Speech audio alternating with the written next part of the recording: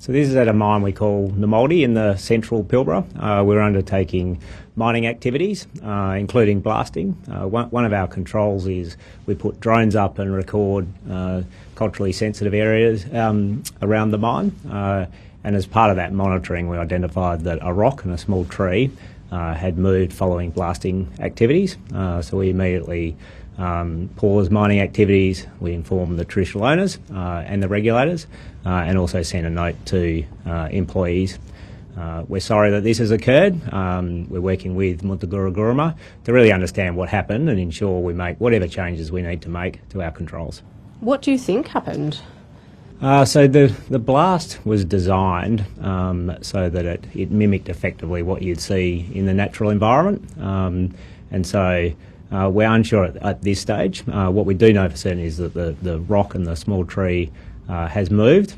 We need to understand what's caused that, and so that we look at our controls and make whatever changes that we need to. Could it be that more damage occurred beyond what you currently know? So at this stage, based on the drone footage, we don't think there's been any structural damage to the rock shelter. We don't think there's been damage to culturally sensitive materials, but we need to access the site to really understand exactly what's occurred and what's the cause. When will that happen? So we'll take our lead from Muntugurra Guruma. One of the principles in responding to this is that we won't access the site without Muntugurra Guruma, and so that will happen, and we'll understand exactly what's occurred. Obviously, this is a little bit of history repeating. Many people will know what happened with the Juukan Gorge Caves 3 years ago. Does this suggest that Rio Tinto hasn't learnt from that experience? So we've put in place a range of controls, probably in three main areas before mining activity. So this is an area, for example, that we're protecting, and so the pit, the mine's been designed together with consultation with traditional owners and cultural heritage assessments to avoid that area. We've changed the way that we mine, so for example the blast management plans to ensure that indirect impacts mimic what you see in the natural environment, and we put in place a range of controls around our monitoring to ensure that the way that we're operating conforms with what we expect. So in this case, that monitoring has identified this movement, and it's that we're now seeking to understand and learn from.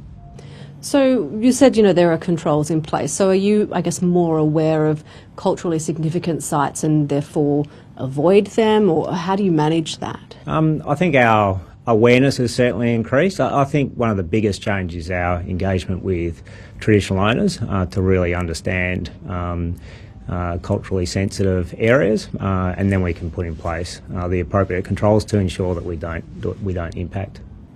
After Juukan Gorge 3 years ago, there was a federal parliamentary inquiry headed by Warren Entsch. He this morning has said that he's incredibly disappointed about this development and wondered how many of the recommendations that he made following that inquiry Rio Tinto has actually applied.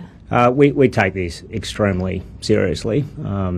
We're responding to it, reflecting that seriousness, and we need to understand exactly what's occurred to then look at our controls and make what changes, if any, we need to make to ensure the protection of culturally sensitive areas.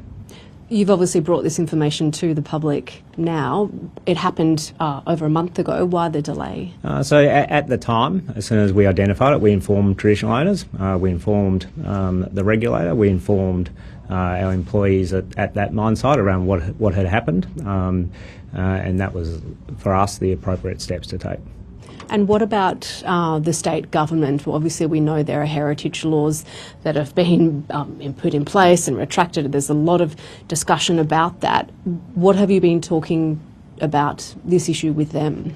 So we informed the regulator. As I understand it, I think the regulator now waits until we access site to really understand exactly what's occurred, and then they'll review that. But we informed the regulator at the time.